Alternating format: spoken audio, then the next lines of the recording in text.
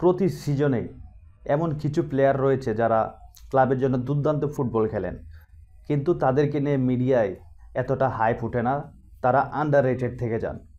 আমি আজকে আপনাদেরকে এই সিজনে 3জন খেলোয়াড়ের সঙ্গে পরিচয় করিয়ে দেব।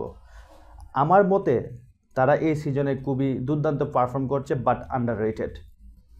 আমি এই লিস্টে যে 3জন রাখবো, 3 নম্বরে রাখবো অ্যাস্টন ভিলার ক্যাপ্টেন জন ম্যাকগিনকে, এবং 2 নম্বরে রাখবো ব্রাজিলের হারিয়ে যাওয়া এক তারকা অ্যান্টনি, যে রিয়াল বেটিসের হয়ে এবার লা লিগায় ম্যাচ খেলছেন এবং দুর্দান্ত পারফর্ম করছেন। এবং আমি এই লিস্টের প্রথমেই রাখবো ফ্রান্সের নতুন উঠতি তারকা, পিএসজির বাম পাশের ভরসা, এমবাপ্পের উত্তরসূরি দেসিরে দুইও। সে দুর্দান্ত খেলছে। যারা পিএসজির ম্যাচগুলো দেখেন তারা দেখতে পারবেন দেসিরে দুইও বল কন্ট্রোলিং কিংবা রানিং কিংবা দৌড়ের যে গতি কিংবা ড্রিবলিং সবই দুর্দান্ত।